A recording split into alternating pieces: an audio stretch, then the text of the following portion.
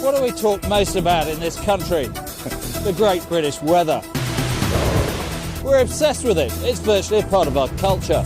My head is seriously full. But sometimes it can turn from being a mere talking point into something deadly. In Britain's worst weather, I'll be investigating some of this country's most extreme weather events. Can't move. To find out how they're caused and why they're so dangerous.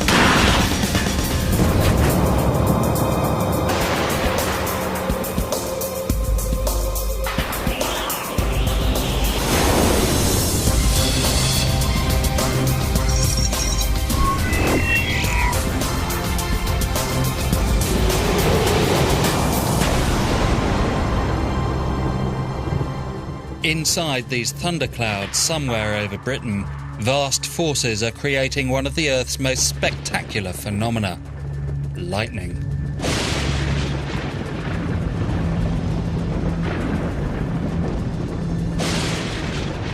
Lightning is one of our most mysterious and disruptive forces. I'm a lecturer in geography at Oxford University, and I've always been intrigued by lightning's raw electric power.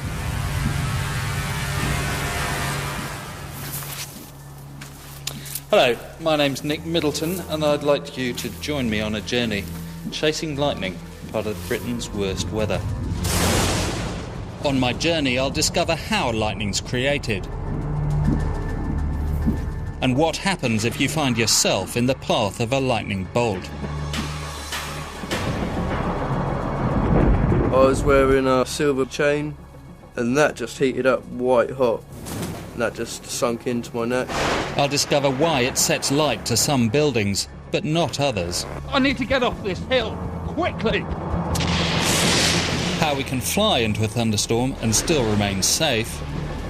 And I'll look at a lightning storm that lasted a month and became one of the worst ever to strike this country.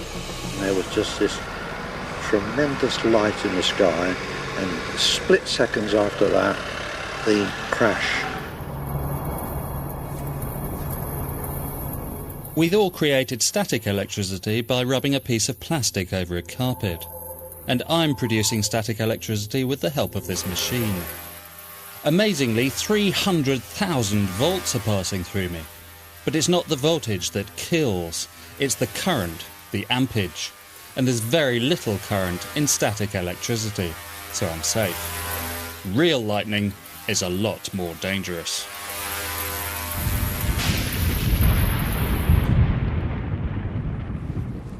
In any thunderstorm, lightning can be lethal. Each year, it kills more than 1,000 people around the world. Bolts like these can be 10 miles long, but less than an inch thick. Lightning is a gigantic surge of electricity in the raw, a strike with the power to destroy anything it hits. The current often runs into tens of thousands of amps. Compare this with the average feed in your house of just 80 amps. Most people are killed or maimed outside in thunderstorms, but even inside, you're not entirely safe. And I've set up a little simulation of a home office here to demonstrate that. Being inside a house is safer than being outside, but lightning can find wires and travel down them, to your telephone, to your computer. And what I'm about to show you is what would happen if a lightning bolt, typically 10,000 amps, were to hit your home office.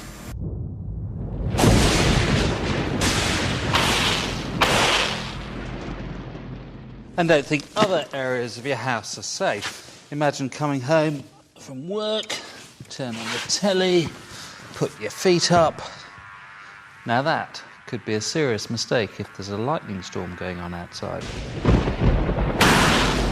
And it would probably be unwise to answer the phone during a lightning storm.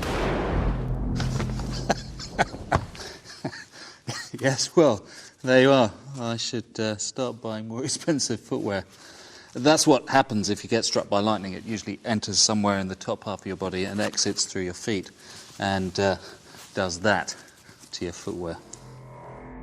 And in case you're wondering, the strike didn't actually hit my foot. We zapped a dummy leg wearing one of my shoes. Joe Hemmings was unfortunately outside when he was hit. He was on a snowboarding holiday with a group of friends in Wales last year. I got hit in the back of the head, by the strike, but as it came down past my ear got blown out, basically. It travelled round my necklace, down the front of my chest, and then split down both legs.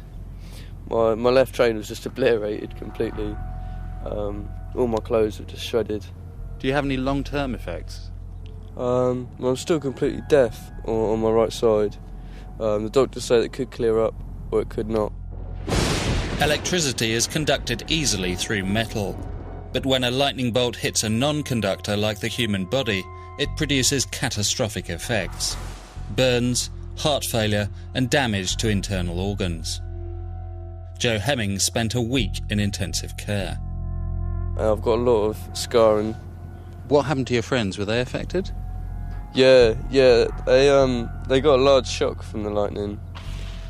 They had minor problems. They couldn't move their legs properly or feel their legs. Speech had gone. Some eyesight had gone. Joe Hemmings was hit by a bolt of lightning from a thunderstorm. Thunderstorms need 3 key ingredients: warm, moist air, which is unstable. Should it form a tower cloud, lightning is generated when ice particles bang into each other, creating an electric charge. Remarkably, it's possible to track lightning, and I've acquired an instrument for my laptop which can find any lightning strike within a radius of 200 miles. Lightning strikes create powerful radio waves, and these can be transmitted halfway around the Earth. Monitor the frequency of the radio waves, the frequency of the strikes, and you get the intensity of the storm. And I think I've got one here. So we've got several systems moving up from the south coast. Each red flash is a lightning bolt smashing out of the sky as it happens. And a green square represents an individual thunderstorm producing 20 lightning strikes per minute. Lightning strikes per minute is around 8, 9, 10. Bing, bing, bing, bing, bing. In slightly different places. I think we must have more than one system here. I can plot lightning as it happens, but crucially, is it possible to predict where it will strike? I've come to the London Met Office to talk to the experts. Alex Hill, their senior meteorologist, has a toy much larger than mine. It plots lightning as it happens around the world. Each one of the red crosses is a lightning strike occurring at that point in time. As we speak, how many lightning strikes are going on around the world? Hundreds and hundreds and hundreds every second, not just every hour. And by the time you add them all up over a period of a day, you're easily in the millions. So could Alex Hill and his team predict when and where lightning will form from thunderstorms? What I wouldn't be prepared to say is there's going to be a thunderstorm at the end of Oxford Street at 3:25 tomorrow afternoon. I'd be happy enough to say it will be raining in Oxford Street at 3:25 tomorrow afternoon, but I wouldn't be happy saying there'll be a thunderstorm. We can plot lightning, and we know something of its power, but alarmingly we can't predict where and when it'll strike. So how much danger are we in from lightning strikes in this country? I aim to find out as I investigate the biggest lightning storm to hit the British Isles in the last 40 years. Bolt of lightning came straight down the antenna and just exploded. I'm on a journey through Britain to discover how lightning's formed, what damage it does, and how we can protect ourselves from its awesome power. Back at the Met Office in London, I wanted Alex Hill to tell me how damaging lightning storms are in this country. He produced maps of one of Britain's worst lightning storms of the last 40 years. How bad a problem is lightning in this country, Alex? I mean, what's the sort of strike rate per square kilometre? It's very, very variable across the season. It's got a map here that shows you what it looked like in August 2004. Each of those red triangles is a lightning strike. Virtually all of England, except Virtually for the southwest, is red. Yep. And so if we go forward a month into September. Oh, virtually nothing. Same year. Virtually nothing's all quieting down. Yeah. So what happened in the month of August 2004 that had turned the map of the British Isles vivid red with lightning strikes?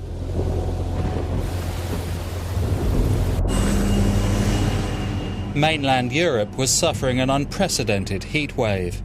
Southern France was ablaze with forest fires, and with the temperature stuck in the 90s, people were dying of heat exhaustion. This hot, moist air was meeting colder, unstable air as it swept across the Channel, producing gigantic thunderstorms. Stuart Robinson, a severe weather researcher, chased the August 2004 lightning storms. On one laptop, he showed me weather radar maps for that month, and on another, lightning strikes as they happened each day. August 2004, more thunderstorms in that August than any August since 1960? Yes, that August was a very active month. It really all started on the 3rd, when we had an area of warm air moved up from northern France, and that collided with much colder air coming down from the north, and this allowed thunderstorms to initially develop over the English Channel. As the day wore on, these thunderstorms moved out across and came across London. The worst incident yesterday happened here at Hyde Park Corner. 4 teenage girls playing in this open area were hit by lightning. Bolting down. I've never seen nothing like that. I saw a man or woman flying in the air and on the grass. She wasn't lying on the grass. She just flew into the air? Yeah. Thankfully, 3 of the girls have now been discharged from hospital, but 1 is in a critical condition. Thunderstorms are actually quite intense. A jet flying into Heathrow Airport was struck by lightning, and they caused the airport to be closed. In Wallingford, 24 millimetres of rain fell in just 15 minutes. Now, these thunderstorms then moved up across Oxfordshire and into the Midlands. The South and West Midlands, electricity were lost, and there were several thousands of homes were damaged by lightning. And then the storms continued to move further north. A bolt from the blue. John and his wife had been watching the storms from the window of their bungalow when the bolt struck the telephone pole, travelled down the phone line, took off part of the roof and blew the phone socket out of the wall. I lifted about 2 foot from the chair when it actually went off. It just sounded like an aircraft going through the sound barrier. 1 week later, on August the 12th, 2004, the lightning storms were still going on. So here they are, starting off northern France, Benelux countries, and coming across the Channel. These storms were colliding with unstable bands of hot and cold air flowing across the Atlantic.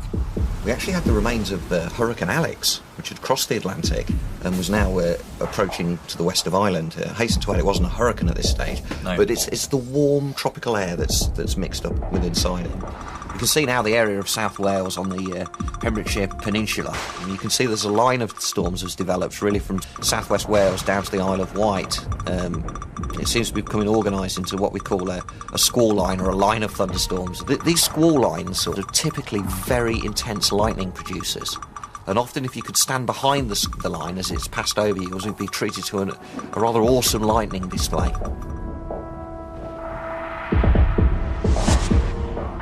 Until yesterday tea time, this was Margaret and Gary Cooper's bedroom. Then the lightning struck. And there was just this tremendous light in the sky, and split seconds after that, the crash. And then within seconds after that, there was crash banging on the door with the neighbours saying, get out, your house is on fire. A hailstorm in Holt Heath in Worcestershire caused £150,000 worth of damage. The strike rate's up to 30, 40 here, isn't it? That is an astonishing amount of strikes per minute, but it's not unusual on a day when we get a line of thunderstorms. And if you look now at the total strikes, 4,500 strikes now, and it's only just 3:30 in the afternoon. There's still... That's the number of strikes over the UK within less than a day. From less than a day.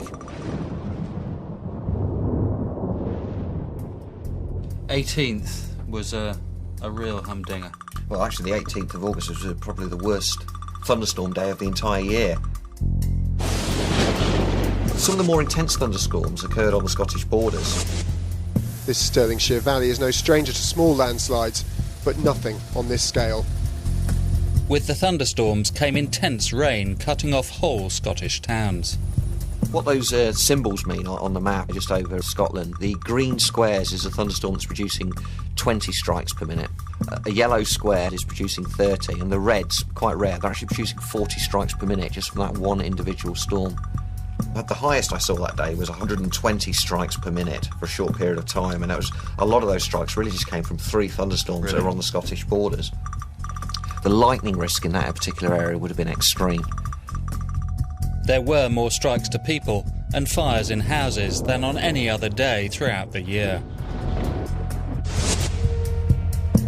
A lucky escape for the owners of this house in Basildon. A great big ball of white which exploded into the sky, the whole sky lit up, and it was literally right outside our window and knocked the 3 of us backwards.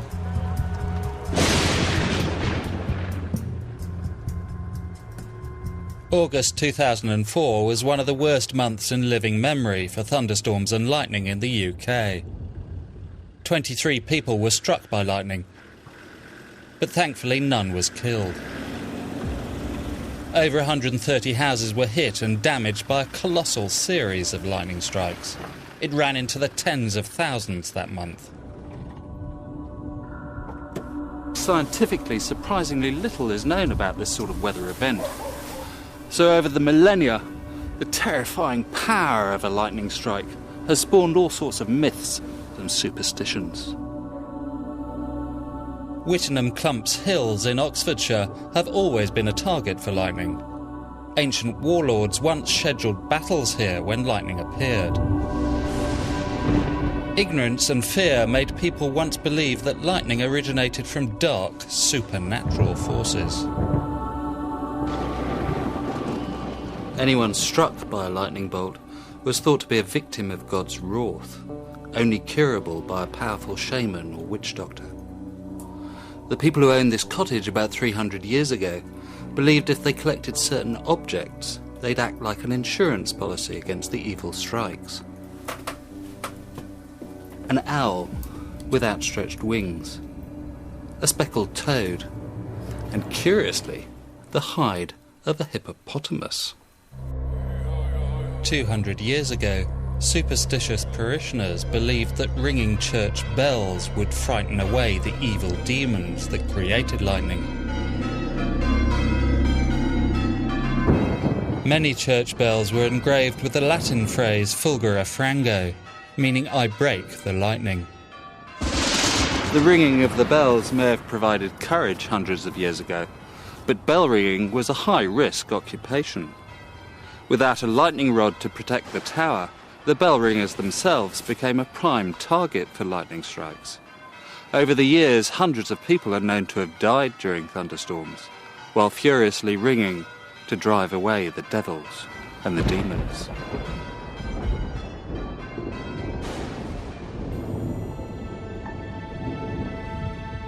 Even today, lightning remains much of a mystery to scientists. They had noticed that lightning sometimes appeared in the debris cloud above an erupting volcano. They had also seen it in the dust cloud above an atomic explosion. From these similar events, they believed that lightning was formed by particles being thrown against each other and producing a charge. In the 1950s, they applied the same reasoning to the creation of natural lightning inside the huge 10-mile-high anvil-shaped thunderclouds that can be found over Britain on summer days. Warm water vapour rises in thunderclouds up to the very edge of the stratosphere, where it freezes, becomes ice and hailstones. The thundercloud becomes a giant battery, a positive charge at the top and a negative charge at the bottom as heavy falling hailstones bang into lighter rising ice particles. Electrons are knocked off the ice particles, producing the electric charge. It would be reasonable to say that it behaves like a giant battery. You have a negative charge at the bottom and a positive charge at the top. I mean, if you could harness it, it's a vast amount of energy. The lower negative charge layer of the thundercloud automatically forms an equal and opposite positive charge on any tall object on the ground, like a tree near the cloud. As a slow negative spark leaves the cloud, it attracts an upward moving positive spark, about 100 metres from the ground. When they meet, the lightning strike is complete. Sometimes these positive upward streamers that complete the circuit have been uniquely captured on film. Any tall object, like a tree or a person, is inherently closer to the thundercloud and will launch a positively charged spark at the negatively charged cloud above. I can do this artificially if I'm close to a positive electric field. It's possible to predict when a lightning strike is about to hit because your hair will stand on end. Now, I'm creating this effect by standing in a very strong electric field, much like the same sort of thing that would occur beneath a thundercloud. If I was standing outside, I'd be in great danger because I'd be about to be struck by lightning.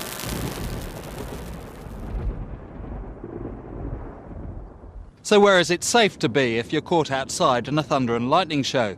Well, certainly not a place like this one, an exposed hill. Don't shelter under trees. They're the first objects that are going to get struck. Come along and I'll show you how. Trees, very tall objects. This one has been split asunder by lightning. And if you're near a tree, there's the danger of injury from flying chunks of wood.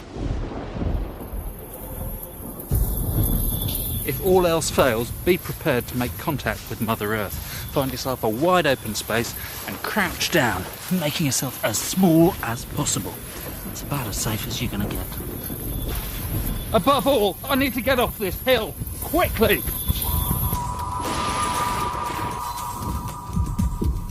Anyone out in the open, particularly sportsmen, are a target. Golfers carrying metal clubs and umbrellas that conduct electricity and magnify the strike are particularly in the firing line. Anne Dunnett was hit while playing last year. We had played 2 holes and we just teed off at the 3rd, and the buggy came out to say that it was cancelled because of torrential rain. The ingredients were right that day for thunderstorms. Warm, moist air rising in unsettled conditions, producing a lightning strike of nearly 500,000 volts. And then, all I can remember is the lightning. My brolly being ripped out of my hand, I fell to the ground, then I sort of thought I'd been struck by lightning, and it was the pain going up my arm. It was like somebody gripping me very, very hard. I was taken into the local cottage hospital. What did they do? It had never happened to anyone before. They'd never seen it in all the years they've been there. Anyone struck by lightning, and obviously walk in, and suggested I go to the accident and emergency hospital in Aberdeen. Anne's condition was a rarity here as well.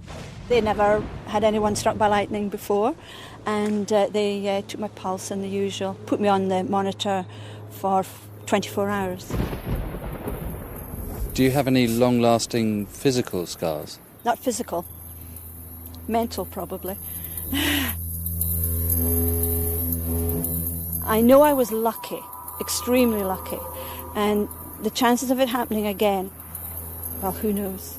That's, I don't think I could ever be so lucky again. The lightning threat to golfers is so severe that this Oxfordshire course monitors weather forecasts and runs its own early warning system. It's the good old klaxon. Not very scientific, but it's loud. Yes, and they're all aware of what that means. Members and visitors are aware. If we do tell them there's going to be a possibility of lightning in the area, then we will say there will be one long burst on the klaxon.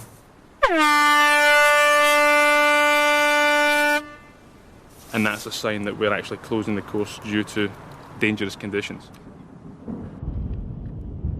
But our sportsmen have it easy compared with those in equatorial Africa, where there are many more thunderstorms.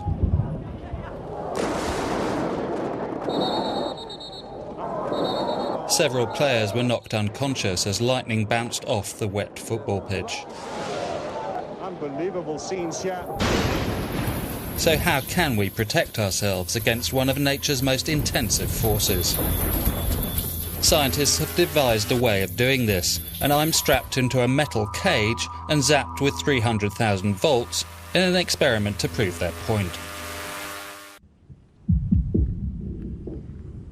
On my journey through Britain, I found out how lightning's created and what damage it does here. Now I need to see if we can protect ourselves from these bolts that rain haphazardly from the sky. If you are struck, there's a 1 in 16 chance that you'll die. Thankfully, that only happens to 3 or 4 people in the UK each year.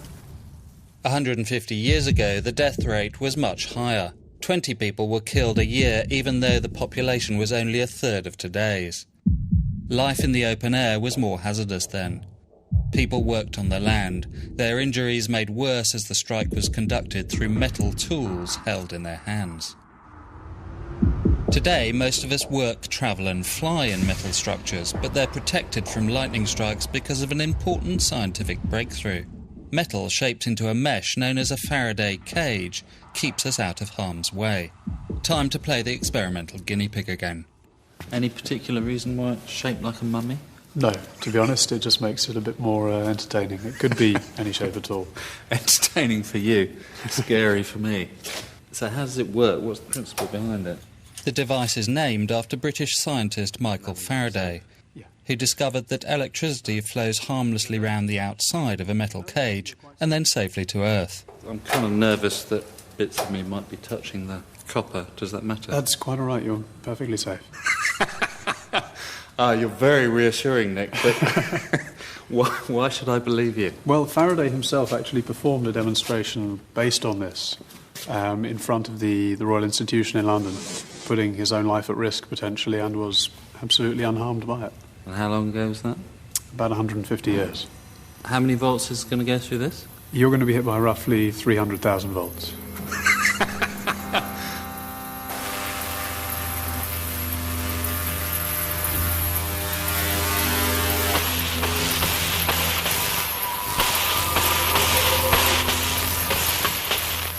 Crucially, the electric current is always conducted round the outside of the cage and never penetrates through the metal grid.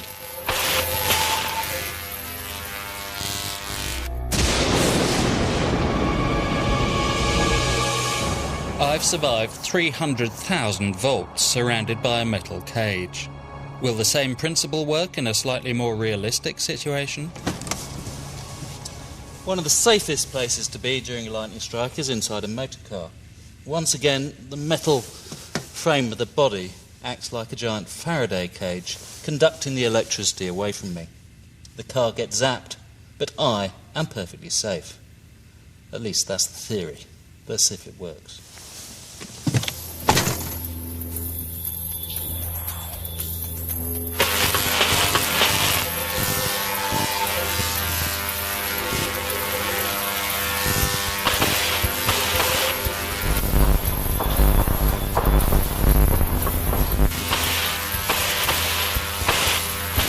The car is being hit by 500,000 volts, which is flowing round the bodywork, through the tyres, into the ground. Well, I think I'm safe. Don't know about the car, though. Let's see if it still works, shall we?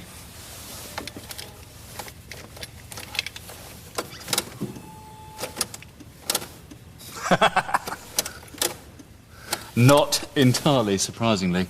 The car is not well. But I'm safe. That's all that worries me.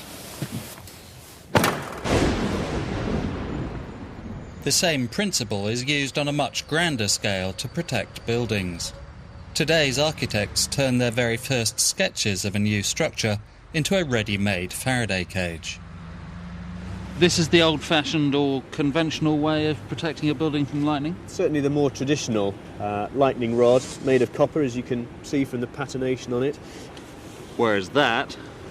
A completely different arrangement. You can see from the outside of the building the heavily expressed diagrid or diagonal grid structure that runs around it. So you have a continual path of conductive metalwork going right from the very top through the structure, right into the basement, down through the piles and discharging to earth. So that the whole building effectively acts like a giant Faraday cage? Yes, one huge Faraday cage.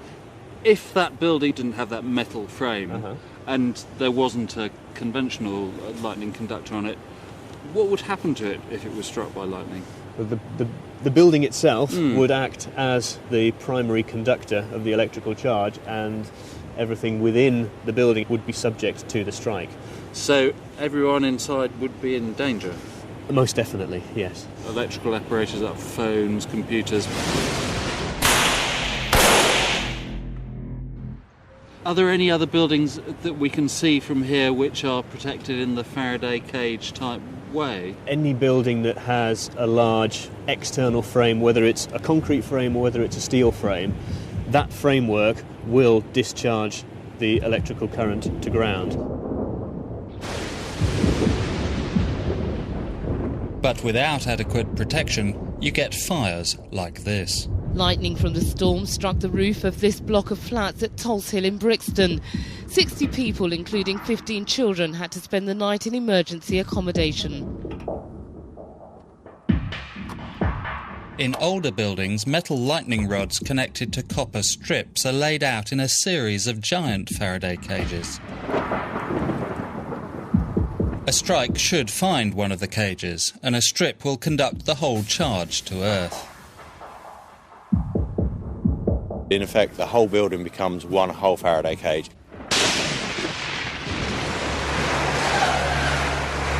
I'm travelling north to the site of one of Britain's most damaging lightning strikes. It was at York Minster. The system of Faraday cages that were supposed to protect the Minster couldn't cope when lightning was flickering around the building on a hot, humid night in July 1984. No one predicted that a strike of 1,000,000 volts would smash into the lead roof. The Minster was already ablaze when Fire Chief Peter Wright and his men arrived from the local fire station. When we came inside here, there was red embers falling down from all along the roof, falling down onto the floor. We decided then that it maybe was a better idea to fight the fire from outside. There was molten lead falling down that caught my eye in the darkness. More than 100 firemen spent 3 hours containing the blaze. Steve Mills was part of the building team looking after York Minster. Pouring tons and tons of water onto the actual structure itself, which collapsed it in the end. That was the most amazing sight, to see all these huge A-frames slowly collapse onto the floor, and a terrific noise, I remember, like rifles going off as the beams cracked in the fire.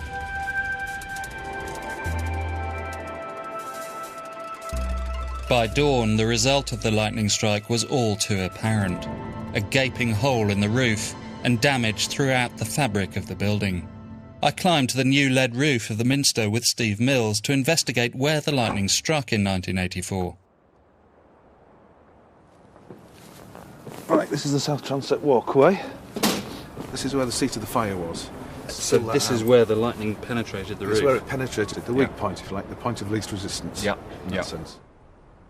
Inside the roof space below, I saw why the lightning had caused such a catastrophic fire. It's quite possible you could get something called flashover, which is where the lightning actually strikes the leadwork or a lightning conductor and then pierces through the roof onto anything metal inside. We think it hit a control box system for the floodlights outside on the roof. Any idea of what sort of voltage the roof would have been at? It's very difficult to be exact, but it could have well been in the millions of volts. Really? Yeah, absolutely. So why did the Minster's giant lightning protection system fail? Rods anchored to the lead roof were meant to conduct strikes safely to Earth. But it was discovered that the lightning rods were spaced too far apart. The huge charge jumped between the conductors and caused the fire. The chance of being struck in a building is low, but thousands fly each day in aircraft full of fuel close to lightning clouds. A commercial long-range jet is struck by lightning on average once a year, so each new plane must be specifically designed to keep it safe from catastrophe. In the past, some of the most serious lightning incidents have involved fuel tank explosions. Many believe flight TWA-800 blew up in 1996 because lightning caused fuel vapour to ignite. Over 200 people died. The debris holds vital clues. Signs of explosive burning might point to a bomb. There is no evidence so far. The new Airbus 380, which carries over 600 passengers, is a giant Faraday cage, but it also carries hundreds of tons of fuel. To ensure safety, some parts of this massive plane were tested to destruction at Britain's leading lightning laboratory, run by John Hardwick. This unique footage shows what happens when a plane is hit by lightning. If you look at this first frame of the picture, you can see that the lightning is branching upwards towards a cloud, and that's very suggestive that the aircraft triggered the lightning itself. The simple presence of a large aircraft near a thundercloud is responsible for producing nearly all lightning strikes on planes. I've certainly been in an aircraft where lightning strikes have occurred, and you're aware that a strike has happened because you get this sort of sudden white flash in the aircraft. Because it's metal, and because it doesn't have any charge to begin with, as it flies into a storm, it will gather that charge. The lightning has to go into the aircraft at one point and out at another. Windows are weak points. Lightning produces strong electric fields which penetrate glass windows, effectively holes in an aircraft's metal Faraday cage. This fast-changing magnetic field can induce a voltage or current on the aircraft wiring. So to avoid disaster, vulnerable computer wires and control cables must be kept away from window areas. If you had a strike on the fuel tank of the wing skin, the arc could melt a hole when they get a fuel explosion. 200 million people fly each year through British airports in huge planes packed with tons of fuel in their wings. Metal wings make a better Faraday cage, safer from lightning strikes. But today's giant planes save weight with parts made from special carbon composites, a poor Faraday cage, increasing the risk of fuel explosions. This panel is typical of a wing construction, say about 2 millimetres thick of aluminium alloy. The only damage where you have a simulated lightning arc is some pitting. This is in contrast to carbon fibre, which people are now beginning to use to construct aircraft out of. It's 1,000 times worse conductor than aluminium alloy, so there's a lot more heat produced when the lightning current flows in it. Add a metal mesh to the carbon composites and you've created a better Faraday cage. The current from the lightning strike flows around the body and won't penetrate. With parts of commercial airliners increasingly made from lightweight carbon composites, much of the work here goes into finding a safe thickness and size of mesh in wing panels. What sort of voltage or ampage are you zapping it with? We use a test current of 200,000 amps and a voltage of about 80,000 volts. And it's probably the most severe test that you can apply to an aircraft part.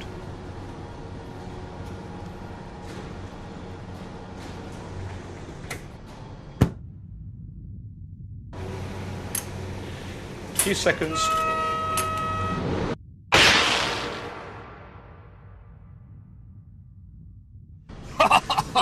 There's quite a lot of damage there, and you can see what's happened is the copper mesh that was protecting the surface has all vaporised. Although the panel failed, engineers now know to make the copper mesh thicker if it's going to survive the worst lightning strikes. But if that bit was over a fuel tank, then I think we'd have every reason to be a little bit worried about it. This rivet here seems to have become loose, and if it's become loose, there would probably be a spark on the underneath of the panel in the fuel area, and then, of course, you have gaseous vapours and ignition, and unfortunately, no wing, no plane.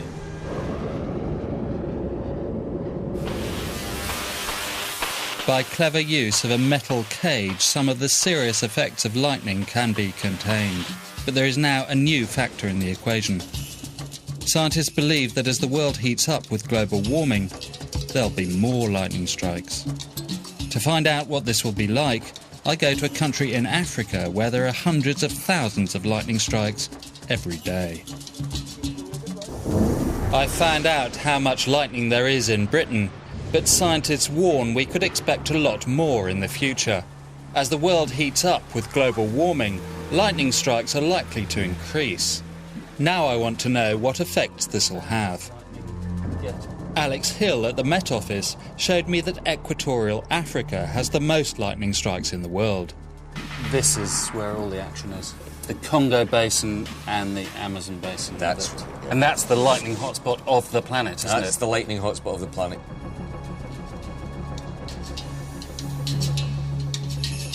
In equatorial Africa, lightning generated from giant thunderclouds rains to the ground. So I've flown here to experience the extremes of lightning. I'm in Rwanda in Central Africa. Now, we're very close to the equator here, so the air is always warm, it's very humid, and we're surrounded by hills and mountains, which makes the atmosphere very unstable. It's a situation that's ideal for the formation of thunderstorms and lightning. I've come to see the sort of conditions that Britain, as it warms up, may one day face. Rwanda, just below the equator, is known as the country of 1,000 hills. Perfect terrain for the production of thunderstorms. Hot air gusting between hills becomes unstable. When mixed with water vapour from surrounding lakes, it fuels giant lightning clouds. Musoni Didaz, head of Rwanda's meteorological service, can spot the signs each evening. You will get a tower, don't be surprised. The towering may go up to about 9,000 feet. And those are clouds that usually produce lightning. And as evening wears on, we get the full works.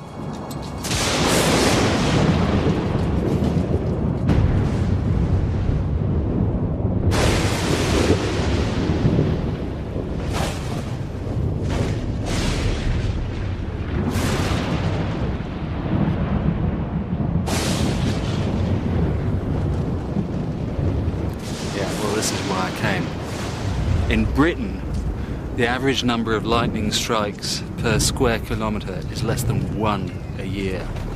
In this part of the world, that figure is 80. Lightning really does rain down on Central Africa.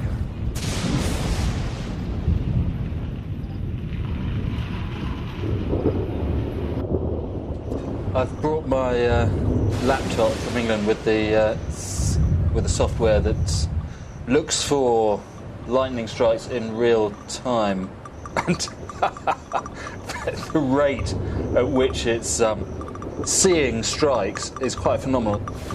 It's the late 400s, 470, 480, 490 there. This machine's going crazy. Well, it's up at past 500 strikes per minute.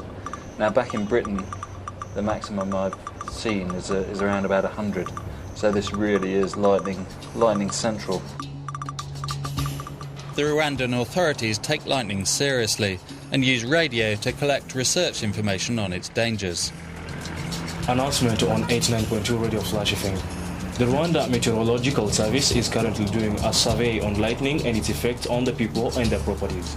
Anybody who knows any victim of lightning, whether dead or alive, please call this toll-free number 55 10 04 8. I talked to lightning survivors in Britain. Here I wanted to assess the dangers of more extreme lightning situations. I went to the village of Chimbara, in a mountainous region in the west of Rwanda, to collect my own data.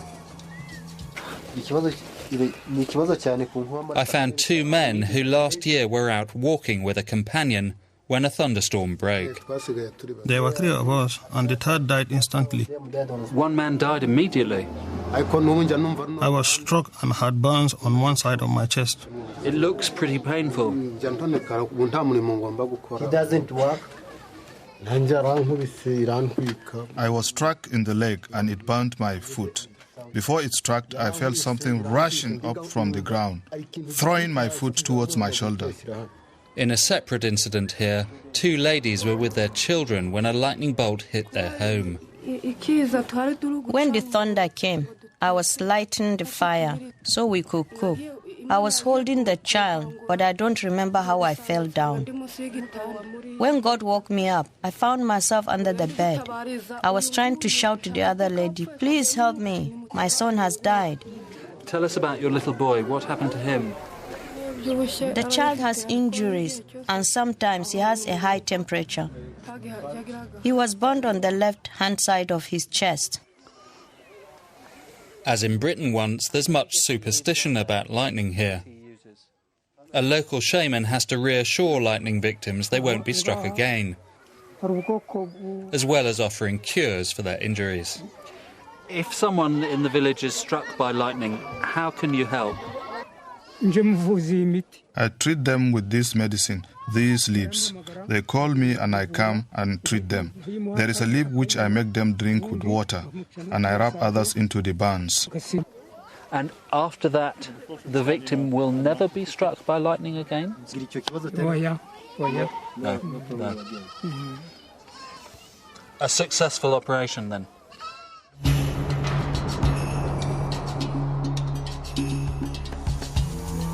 Rwanda has on average a staggering 210 days of thunderstorms in a year.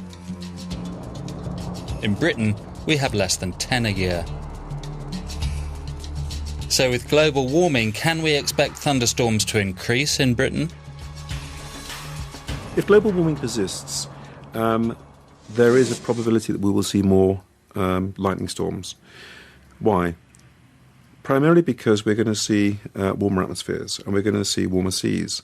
This means we're going to get a lot more storm events, a lot more rainfall, and so we're going to get a lot more storm clouds produced. So we will see an increase in lightning.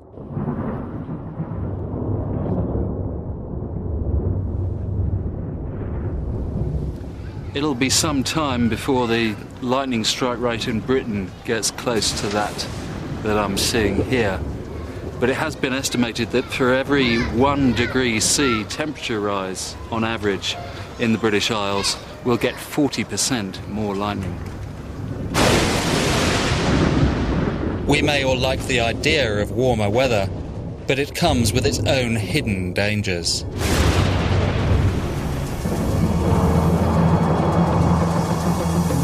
Coming up next on More 4, Tony Robinson and his expert crew have 3 days to dig up the remains of a superfort in Herefordshire. That's Time Team next.